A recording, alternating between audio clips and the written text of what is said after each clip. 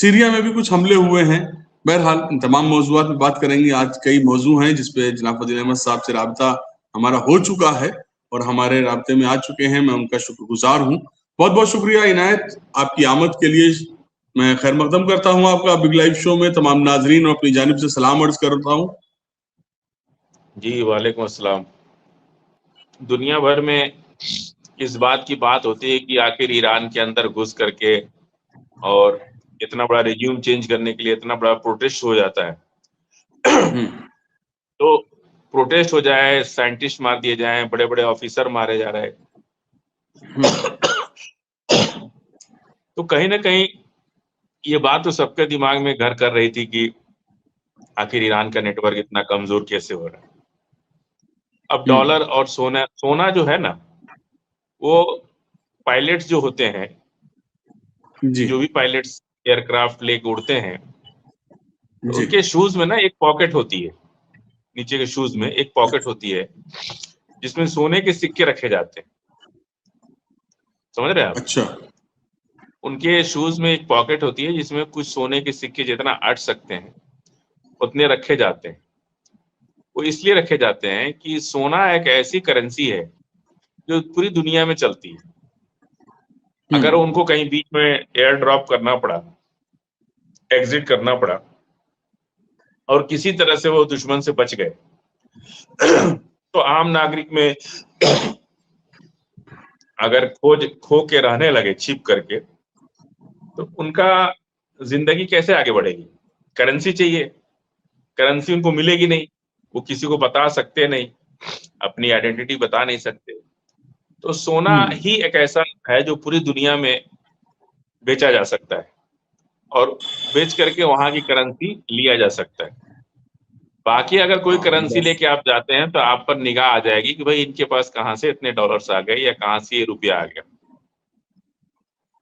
तो अब सोचिए कि, और डॉलर तो खैर चलता ही है हर जगह, डॉलर तो इंटरनेशनल करेंसी है, लेकिन जो सोना मिला है वो सोना इसीलिए मिला है कि जो अफगानिस्तान के लड़ाके जो दूसरे देशों से बुला बुला करके अमेरिका और इजराइल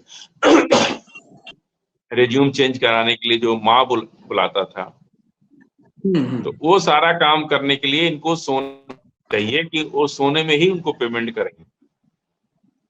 क्योंकि हर जगह करेंसी एक्सचेंज या इसमें जासूसी भी हो जाती है कभी कभी कि अपने खास आदमी के माध्यम से आपको कुछ ऐसे नोट्स दे दिए जाएंगे जिससे आपको पकड़ने का डर रहता है। सोना क्या है, सोना पर तो कोई नंबर होता नहीं है। कहीं भी जाइए किसी दुकान पर, सोना के बदले वहां की नोट ले लीजिए। ये सब चीजें बहुत दिन से चल रही थी, आज जाकर के उसका पूरा जखीरा और पूरा अंदर तक पकड़ा गया है।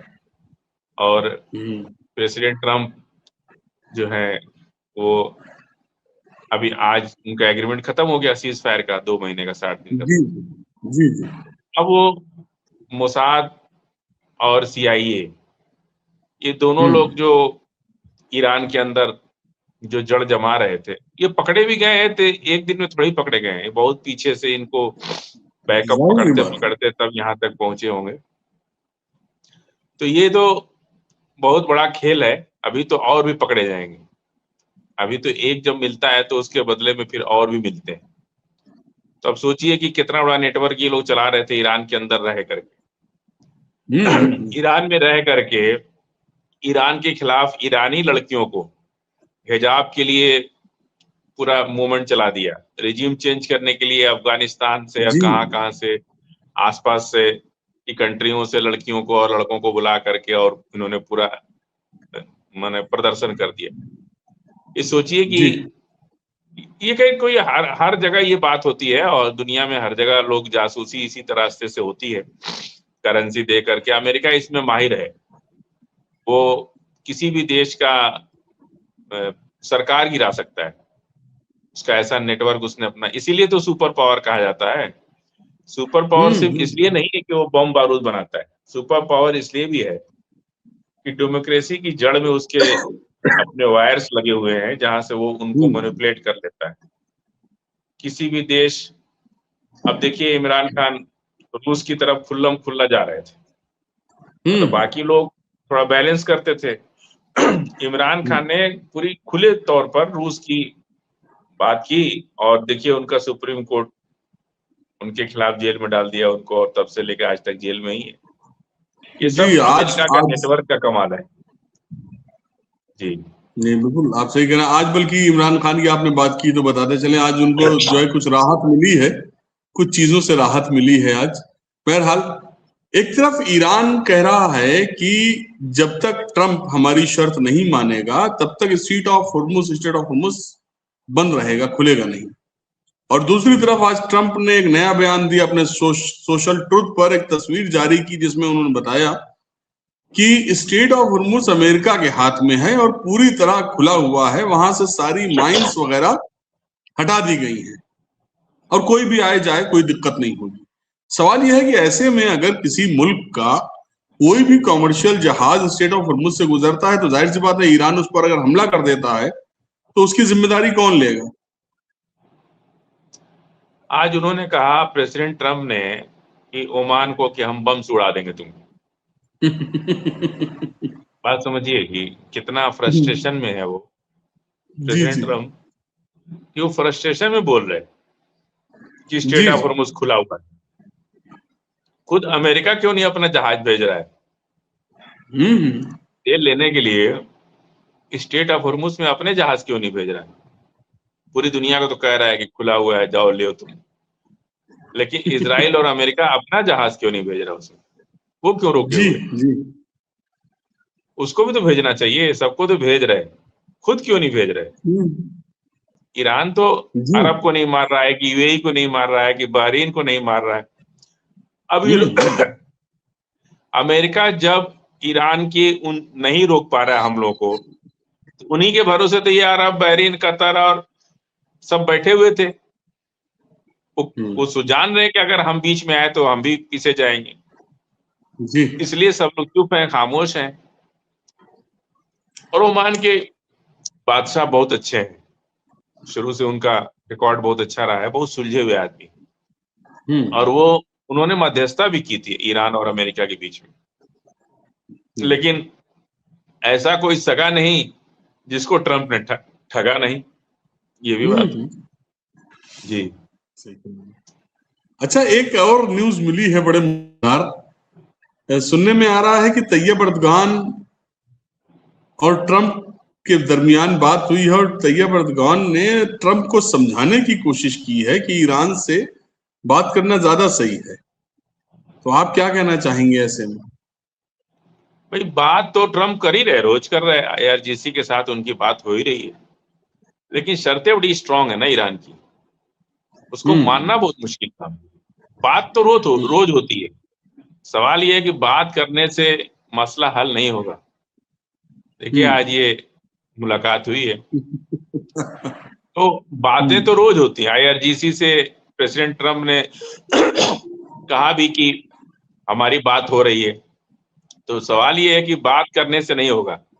शर्तें इतनी टफ है ईरान की, वो अमेरिका जब बात करता है तो 2-4 शर्तें और बढ़ा देता है ईरान, क्योंकि ईरान तो समझ चुका है ना कि गुब्बारे में हवा कितनी है और कैसे निकलेगी, समझ रहे आप?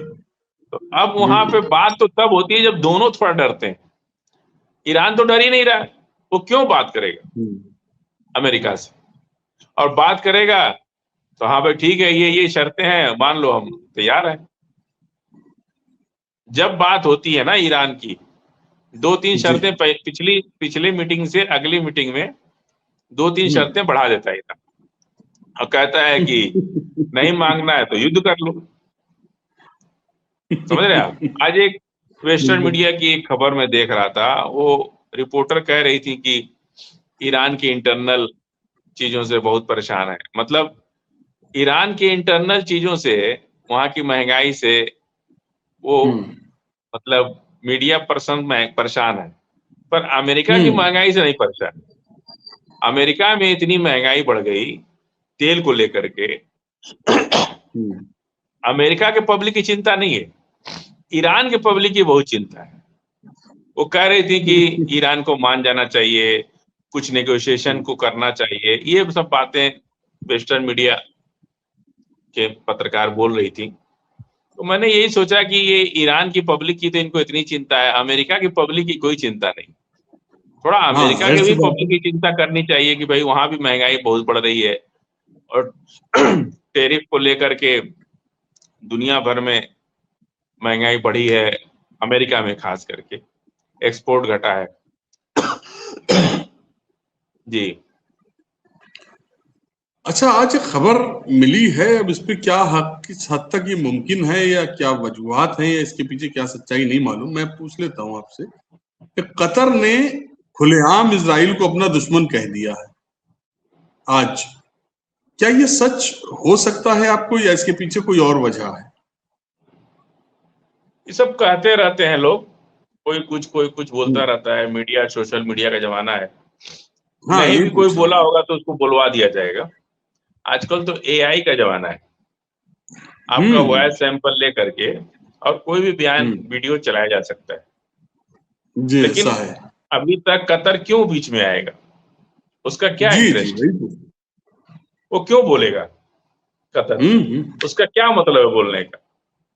वो तो सभी खामोश है कि भाई अभी ईरान और अमेरिका के बीच में हम लोगों को कुछ बोलना ही नहीं है, तो कतर क्यों बोलेगा? जी।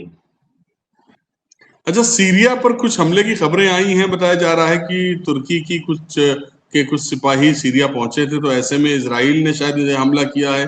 क्या कहना चाहेंगे इस सिलसिले में आप? क्या ये एक नई जंग की शुरुआत होने जा रही है? नहीं, नई जंग नहीं, वो सब इंटरनल झड़प है, वो सब होता रहता है जहां सेना रहती है। तो आज हम्म, तो एक दिन, 2-3 दिन पहले बनारस में एक एयरपोर्ट पे एक यात्री की पिस्टल से गोली चल गई, 2-3 लोग घायल भी हुए। तो अब उसको क्या कहेगा कि हम्म, हमला हो गया? उसको तो हमला नहीं कहा सकता ना, वो तो एक्सीडेंट है। इसी जी तरह जी। से दुनिया में जहां फौज रहती है वहां कुछ कुछ बंदूकें हैं, लोडेड गन्स हैं, कुछ कुछ हो जाता है। उधर से गोली चली, रिएक्शन में इधर से भी गोली चली, इतना तो सब कुछ, बहुत कुछ होता है। इसका इस हम्म, ईरान अमेरिका रिलेशन पर सीरिया को अभी फिलहाल कोई रोल नहीं। वहां चाहे गोली चल जाए, चाहे 10 लोग मर जाएं, अभी इजराइल क्या सीरिया से लड़ेगा जब वो हिजबुल्लाह से नहीं लड़ पा रहा है, हमास से नहीं लड़ पा रहा है? समझ रहे हैं आप? हम्म, तो सीरिया से क्या लड़ेगा? समझने की बात है कि जब उसकी स्थिति इतनी खराब है, ये तो हम्म, जब हिजबुल्लाह और हमास को खत्म कर लेगा तब न उसका नंबर आएगा सीरिया का। अभी कहाँ सीरिया जा रहा है वो? अभी तो सर पे मौत बैठी है, पहले अपने सर की मौत हटावे, उसके बाद न किसी की मदद करने या किसी की परेशानी देखने जाएगा। सही ये सही सब बात। चूंकि हमले उमले, बंदूक है, लोडेड गन होती हैं जब मिलिट्री में, और जवानों के अंदर भी ना बड़ी चुल मचती है। वो रह रहे भी कोई सनक गया तो उठा के फायर और कर देता है, फिर उधर से भी कुछ फायर हो जाता है, ये सब चलता रहता है। जब आर्मी के बीच में आप रहेंगे ना तो आप भी अपने आप को सैनिक ही मानेंगे, और हाँ, वहां सही बात ये है। सब होता रहता है, हवाई फायरिंग, ये वो, उन लोग का भाई यही उनकी प्रैक्टिस है। समझ रहे हैं आप? बिल्कुल सही। तो वो कोई बड़ी बात नहीं अभी, सीरिया को लेकर के कोई फिक्र की बात नहीं। जी। नहीं, अब अलग अलग लोगों की अलग अलग इमेजिनरी प्लान है कि कुछ लोग कहते हैं बना हम्म, लिया, कुछ लोग कह रहे हैं कि बनाने के करीब है, हम्म, कुछ लोग कहते हैं कि नहीं बनाएगा। लेकिन पूरी दुनिया की जो सियासत है, लोगों का ये हम्म, मानना है कि अब हम्म, ईरान को परमाणु बम बना लेना चाहिए। मतलब अगर बना लिया है तो उसको टेस्ट करके डिक्लेयर करना चाहिए दुनिया के सामने कि हमने बना लिया। क्योंकि हम्म, जिस तरह से नॉर्थ कोरिया के पीछे अमेरिका पड़ा था, और जब उसने जी। टेस्ट कर दिया है तो सारा झंझट खत्म हो गया। उसी तरह ईरान भी टेस्ट कर लेगा। अब तो खैर अमेरिका ने कह भी दिया है कि आप अपना न्यूक्लियर हम्म, पावर बम बना लो, कोई बात नहीं। अब तो अमेरिका पीछे भी हट गया इस बात से। और मैं उनके सवालात ले लूं। मदेश्वर सिंह साहब हैं हमारे साथ, कह रहे हैं ईरान के ऊपर न्यूक्लियर अटैक होगा, नेतन्याहू पागल हो चुका है और ट्रम्प तो नेतन्याहू के चंगुल में है, एपिस्टीन फाइल कारण है। फजील साहब की क्या राय है? एप्स्टीन फाइल तो अब बहुत नीचे चली गई, अब वो दब गई, अब उसका कुछ नहीं होने वाला है। और 2-4 लोग उसमें कमजोर लोग पकड़े गए और उनके साथ कानूनी कार्रवाई उसी तरह से उसको डंप कर दिया जाएगा। एप्स्टीन फाइल से कुछ नहीं होने वाला है। ये लोग बहुत हार्डकोर लोग हैं। पत्थर और लोहा मोमबत्ती से नहीं पिघलते, उसके लिए पूरी भट्टी में डालना पड़ेगा, समझ रहे हैं आप? बिल्कुल। लोहा जो है वो मोमबत्ती जलाने से नहीं पिघलेगा। अबू साद इस्लाही साहब हमारे साथ हैं। उनका सवाल है कि ट्रंप ने ओमान पर बमबारी की धमकी दी है, क्या जीसीसी कोई रद्दअमल देगा क्या? नहीं, धमकी देने से क्या देगा, मार देने से भी कुछ नहीं हो रहा है। कोई भी अब 74,000 फिलिस्तीनी मारे गए, कोई दुनिया में बोला उसके खिलाफ? कुछ हुआ उसमें? कुछ नहीं होने वाला है। जो ताकतवर है समर्थ के नहीं दोष गोसाई। हमारे यहाँ तुलसीदास की चौपाई है कि समर्थ के नहीं दोष गोसाई। जो समर्थवान है उसका कोई दोष नहीं होता है। मारने से कुछ नहीं होता। अभी तो खाली धमकी दी है, धमकी देने में क्या होता? वो मार भी देगा तो कुछ नहीं होगा उसका। हाँ, सही बात है। मोहम्मद अब्दुल खालिक साहब हमारे साथ हैं, ज्वाइंट मेंबर है हमारे। उनका कहना है कि क्या सर ईरान से इतनी मार खाने के बावजूद अमेरिका कब तक अकड़ता रहेगा? वो अकड़ते ही रहेगा। क्या बोलते हैं, मुनाफिक लोगों की यही पहचान होती है। मुनाफिक जो है वो मार खाता रहेगा और कहेगा अब मार के दिखाओ। फिर मार खाएगा तो फिर कहेगा अच्छा इस बार तो मार लिए, अब मार के दिखाओ। तो मार खाता रहेगा और चैलेंज करता रहेगा, चुनौती देता रहेगा। वही है प्रेसिडेंट ट्रम्प।